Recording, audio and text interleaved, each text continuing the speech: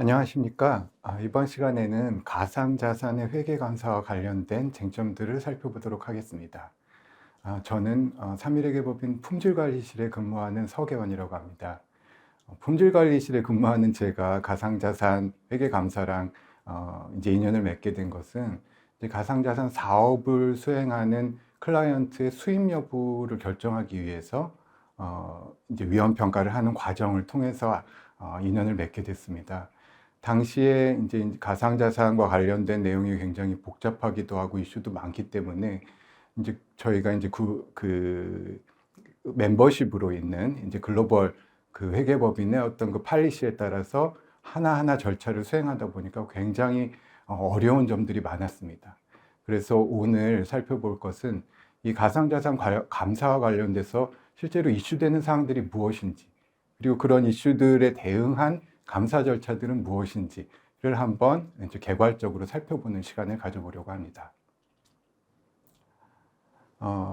목차 보시면은 일단 외부감사 수행에 영향을 미치는 가상자산과 가상자산의 환경에 대한 특성들을 먼저 구분해서 살펴보도록 할 거고요. 그리고 이제 가장 이제 감사하면서 이슈가 되는 실제성, 소유권, 그리고 가상자산 평가와 관련된 그 경영진들의 어떤 재무제표의 주장, 재무제표상 주장에 대해서 어떤 쟁점이 있고 이것들과 관련돼서 감사 절차를 어떤 방식으로 수행을 하게 되는지에 대한 설명을 좀 드리려고 하고요. 그리고 마지막에 이제 최근에 가장 이제 이슈가 되고 있는 가상자산 거래소와 관련된 이슈, 그리고 그 감사와 관련된 쟁점이 무엇인지 살펴보도록 하겠습니다. 이제 본론에 들어가기 전에 이 기사 났었던 거 하나를 살펴보려고 하는데요. 벌써 이게 2021년 말이니까 재작년 이제 기사 내용인데요. 당시에 회계법인 긴급 지침, 뭐 이제 이런 헤드라인으로 해서 가상자산 감사를 피하라 라는 이런 기사가 났었습니다. 사실 이런 기사가 났었던 이유는 그 당시에 이 대형, 그러니까 그 가상자산 거래소 네 곳, 당시에 이제 네 곳의 가상자산 거래소를 모두 빅4 회계법인이 감사를 수행하지 않고 있었습니다. 그렇다 보니까 왜 이런 그 굉장히 리스크도 많고 이슈도 많이 되고 사회적으로도 굉장히 관심에 집중이 되고 있는 거래소에 대해서 빅4가 감사를 하지 않는지에 대한 어떤 이 궁금증이라고 해야 될까요? 이런 것들이 있었던 것 같고요. 근데 저희 입장에서 보면은 사실 뭐 가상자산 감사라고 해서 무조건 피하고 감사를 하지 않겠다라는 방침을 세워놓고 했던 적은 없습니다. 처음에 제가 말씀드렸던 것처럼 가상자산 감사를 수임하기 위해서는 뭐 모든 감사가 동일하겠지만 그 가상자산 감사, 그러니까 그 사업을 하는 대상 법인, 클라이언트에 대한 위험 평가를 사전에 수행을 해야지 됩니다. 이거는 회계법인들의 어떤 내부 회계 기준이라고도 할 수 있는 품질관리 기준에서도 요구하는 내용이고요. 그런데 이 가상자산과 관련돼서는 굉장히 일반적인 감사 절차를 통해서는 커버할 수 없는 그런 리스크들을 많이 내포하고 있기 때문에 수임 과정에서 굉장히 많은 어려움을 겪은 것이 사실입니다. 회사가 준비가 돼 있지 않기도 하고, 그리고 그런 감사를 수행하기 위해서는 굉장히 또 많은 코스트, 전문가의 활용이라든지 어떤 특별한 툴을 이용을 해야 된다라든지 이런 부분들이 필요하기 때문에 이제 그런 부분들을 고려해서 감사를 수임할 수 있는지를 평가하다 보니까 결국 가상자산 사업자들에 대한 감사를 수행하기가 어려운, 그러니까 수임하기가 어려운 상황들이 발생을 했었던 거고, 그래서 아마 이런 기사까지 나왔었던 것 같습니다. 그래서 오늘 이제 살펴보려고 하는 것들이, 그러면은 왜 그렇게 가상자산 감사가 어려운지, 어떤 이슈가 있어서 이런 큰 법인들도 가상자산 감사에 대해서는 조심스러워 하는지를 살펴보려고 합니다.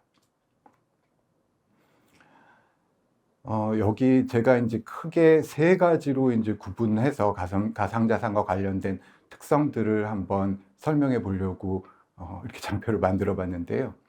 첫 번째 보시면은 블록체인 자체의 어떤 기술적인 특성과 관련된 내용입니다. 블록체인이라는 것은 어떤 그 분산 원장이라든지 어떤 암호화 기술이라든지 이런 새로운 기술에 기반한 어떤 비즈니스의 성격을 띱니다.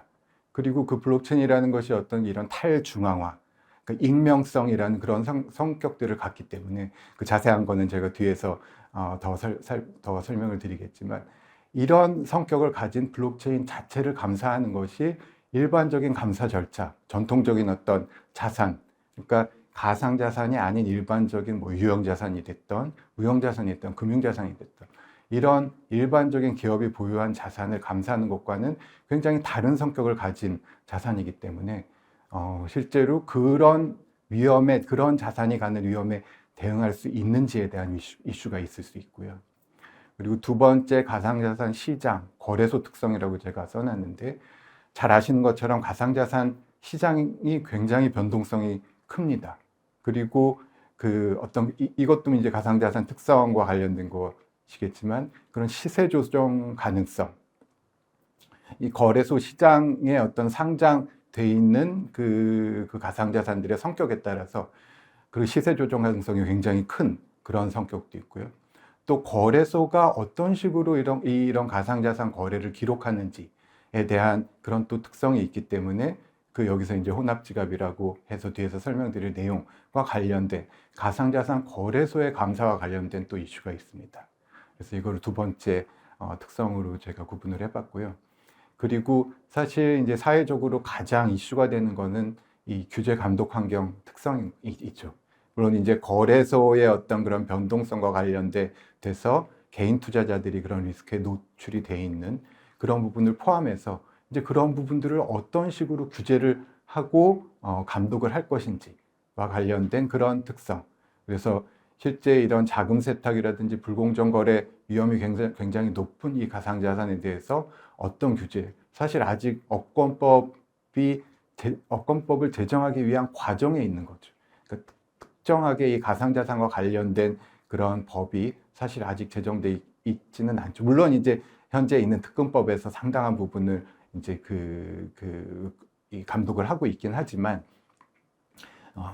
지금 현재도 이 가상자산 업권법에 대한 논의가 국회에서 진행이 되고 있습니다. 그리고 그런 어떤 법률적인 부분 외에도 이 회계 기준, 감사 기준, 감사 지침 이런 부분들이 가상자산의 특정한 어떤 회계 기준이나 감사 지침이 완비되어 있는 상황이 아닙니다.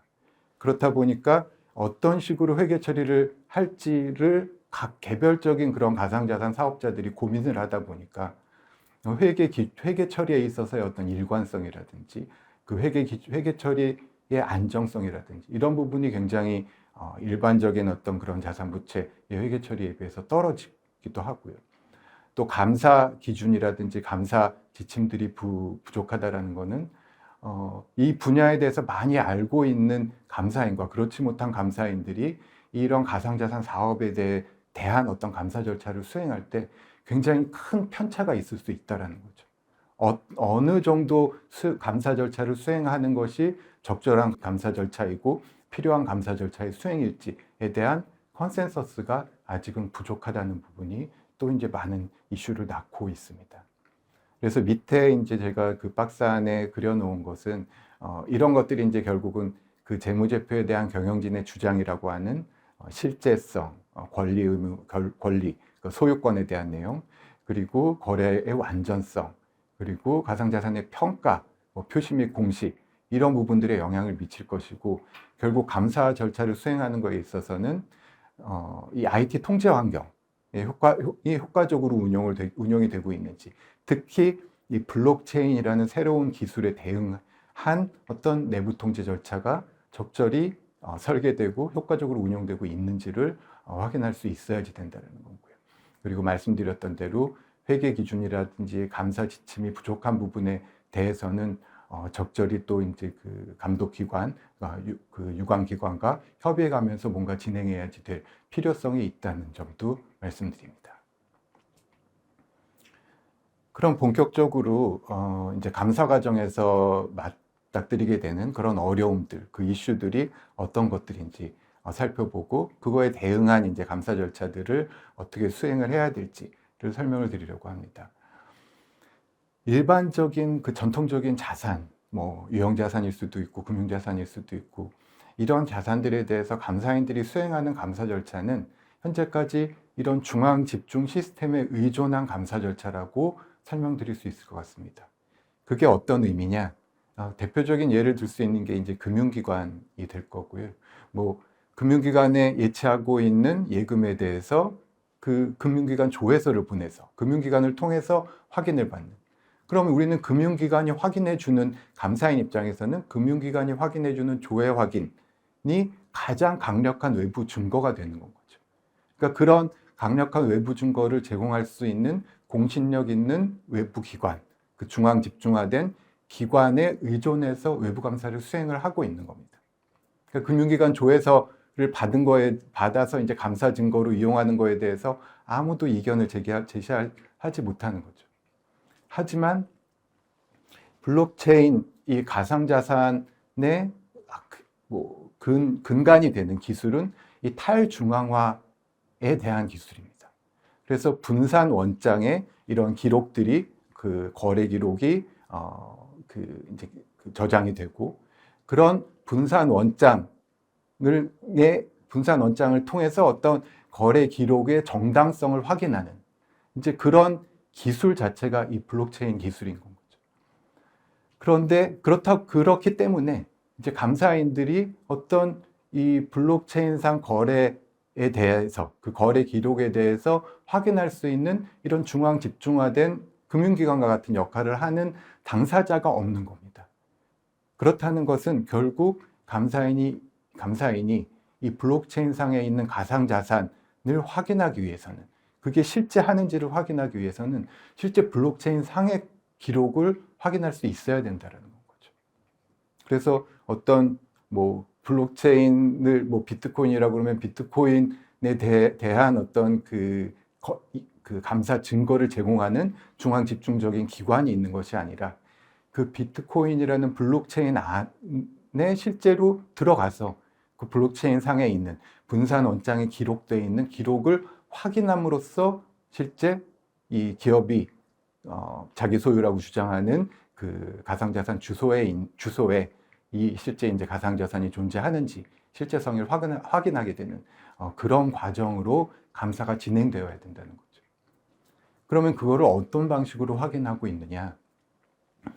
뭐 저희 같은 이제 큰 그 글로벌 네트워크에 있는 이 회계법인 같은 경우에는 글로벌 네트워크 차원에서 이런 이 블록체인 상의 가상자산을 확인할 수 있는 그런 툴을 개발해서 보유하고 있습니다.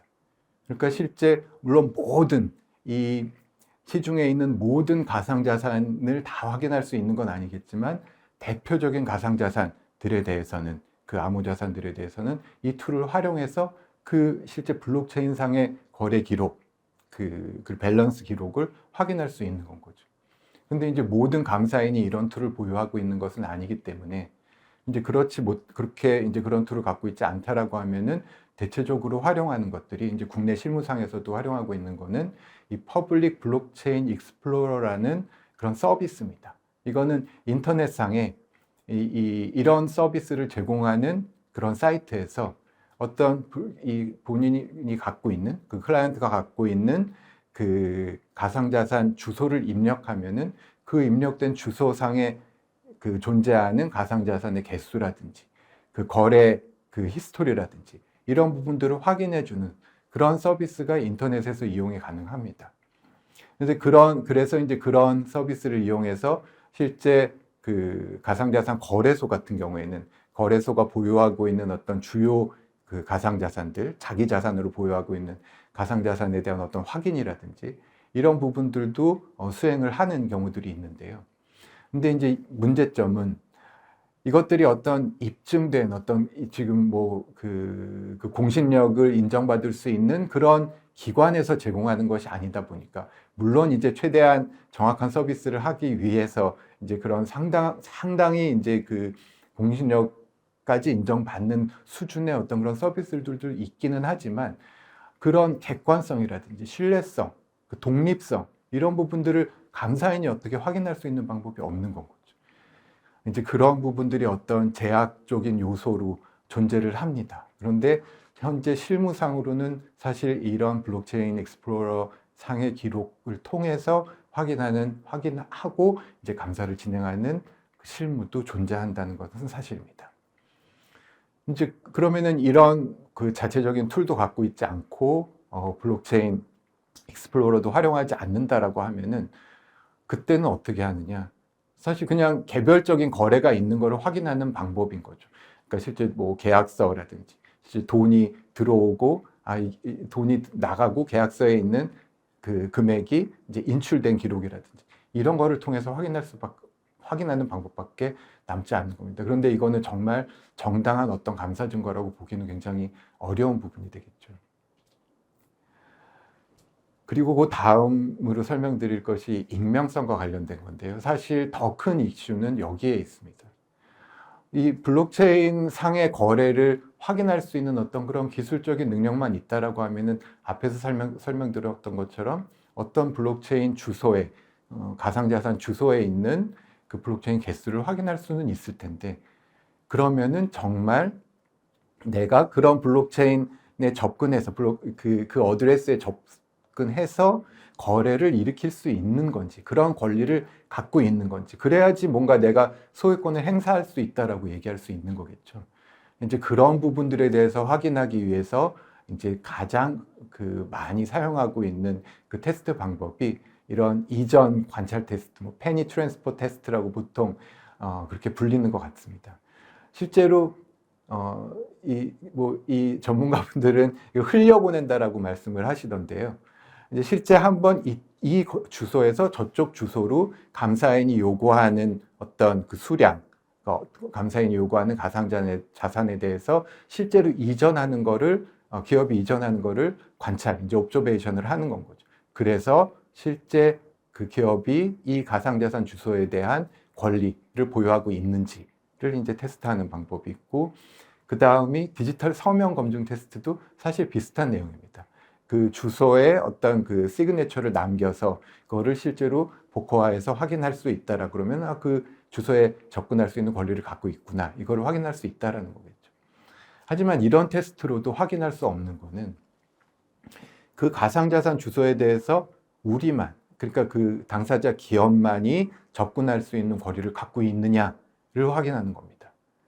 이 단독 소유권이라고 말씀드렸지만 사실 이 가상자산 주소라는 거는 그 어떤 뭐 실명 확인을 해서 만들어지는 게 아닌 거죠. 그래서 금융기관에 우리가 뭐 어떤 금융기관에 어떤 예수금이 있다라고 할 때, 예금이 있다라고 했을 때 금융기관에서 실명 확인 절차, 뭐 인장을 확인을 해서 조회서를 회신을 해주면은 우리가 실제로 정당한 소유권을 갖고 있는지까지도 다 확인을 할 수 있지만, 가상자산 그 주소 같은 경우에는 그런 거를 확인해 줄 어떤 중앙 집중화된 시스템이 없는 건 거죠.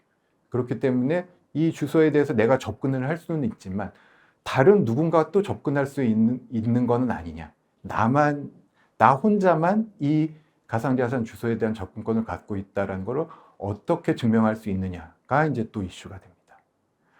이제 그런 부분에 대해서는 사실 이 내부 통제에 대한 회사가 갖고 있는 개인 키, 실제 개인 키가 있어야 주소에 접근을 할 수 있는 거고 거래를 성사시킬 수도 있는 건 거죠. 그러니까 그런 개인 키를 처음 만들 때부터 이 특정한 가상 주소에 대한 개인 키, 쉽게 이해하시려면 이거를 뭐 비밀번호라고 이해를 하셔도 될 것 같은데요. 그런 개인 키를 생성하고 그 개인 키를 보관하고 실제로 그 개인 키를 사용해서 어떤 거래를 일으킬 때 한 사람이 갖고 있는 개인 키만으로는 이 실제로 거래를 이니시에이트 하지 못하게 하는 이제 그런 어떤 통제 절차들을 수립하고 있는지, 이제 이 부분이 확인이 안 되면 이 부분에 대한 어떤 효과성을 확인할 수 없다라고 하면은 사실 이 단독 소유권 보유에 대한 어떤 그 감사인이 확신을 얻기는 굉장히 어려운 부분이 될 것입니다. 그렇기 때문에 늘 가장 이제 중요하게 생각하는, 감사인 입장에서 중요하게 생각하는 부분이 이 개인 키와 관련된 내부 통제 절차의 수립과 그리고 그 이제 효과적인 운용에 대한 내용입니다. 그리고 이제 가상자산 평가와 관련된 내용인데요. 뭐 이 평가와 관련되는 간단히만 살펴보면은 이 가상자산을 공정가치로 측정하기 위한 어떤 요건들, 그러니까 활성 시장이 요구된다라든지, 그리고 주된 시장 기준서, 이제 공정가치 측정 기준서에서 요구하는 국제회계 기준 공정가치 측정 기준서에서 요구하는 어떤 주된 시장에서 정상 거래에 따른 거래여야 한다라는 거. 이제 이런 부분들이 다 실제 하나하나 따지고 들어가면은 만족시키기가 굉장히 어렵다는 거죠. 가상자산 거래소에서 특정 가상자산의 거래량이 정말 이런 지속적인 가격 정보를 제공할 수 있을 만큼 빈도와 규모로 이루어지는지, 이런 부분도 이슈가 될 수 있고, 이게 정상 거래인지, 굉장히 이 자전거래라든지 이런 걸 통해서 가격을 형성시킬 수 있는 그런 위험성이 굉장히 높은 그런 위험이 있는 거죠. 가상자산 거래소 같은 경우에. 그렇다고 그러면은 이런 시장에서의 거래 가격이 확인이 안 된다라고 했을 때 별도의 어떤 평가 방법을 적용하기도 굉장히 어려운 게 가상자산 자체의 어떤 내재 가치를 확인하기 어렵다는 그런 이유도 있는 거고. 그렇기 때문에 이런 평가에서도 이제 실제 실무상 감사를 수행하는 실무에서는 굉장히 어려움을 겪는 경우가 많습니다. 그럼 마지막으로 이제 거래소와 관련된 이슈, 가상자산 거래소의 감사와 관련된 이슈를 살펴보고 마치려고 하는데요. 제가 이제 앞에서 말씀드릴 때 이제 가상자산이라는 거는 블록체인의 거래가 기록이 되는 그런 특성이 있다라고 말씀드렸습니다.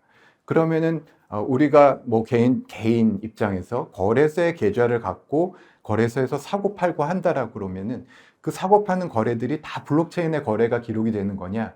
사실 그렇지 않습니다.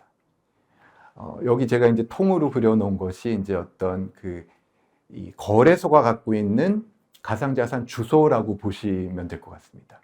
거래소는 이런 주소상에 이 가상자산을 보유하고 있으면서 고객들의 그 계좌를 이 자기 주소상에 있는 어떤 그 가상자산 거래소의 시스템으로 관리를 하고 있는 건 거죠.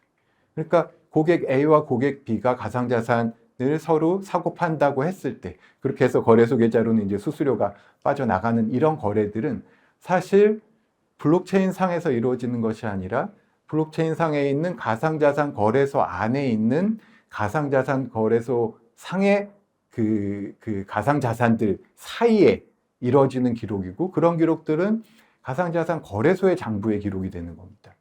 그렇기 때문에 이런 모든 기록들과 관련돼서는 가상자산 거래소의 어떤 시스템에 의존해서 회계 처리가 이루어지는 거기 때문에 그런 IT 시스템에 대한 감사 절차가 중요하게 이루어질 필요가 있는 건 거고요.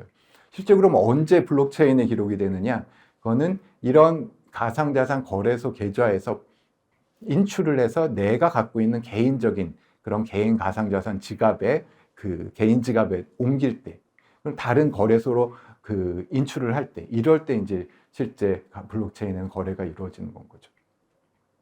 그리고 또 하나 이제 큰 이슈 중에 하나가 지금 이런 성격 때문에 이제 이 모든 고객들 그리고 거래소의 가상자산이 이런 혼합된 주소 안에, 이 통 안에서 이루어지기 때문에 실제로 이 가상자산의 소유권이 누구에 귀속되느냐에 대한 이슈가 발생을 합니다.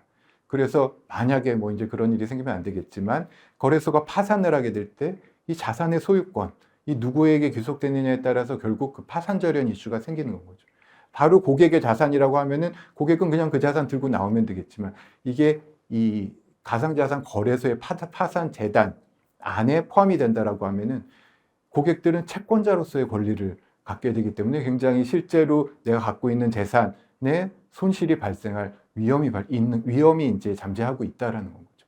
이제 그런 부분들이 또 이제 또 감독기관, 특히 이제 이 거래소와 관련돼서 굉장히 이슈가 되는 부분이기도 합니다. 그래서 이제 최근에 이제 이 가상자산 거래소가 수탁하고 있는 고객들의 가상자산을 그러니까 외부 이제 전문 수탁기관에 보관하도록 의무화하는 이제 그런 내용들이 또 논의가 되고 있는데요.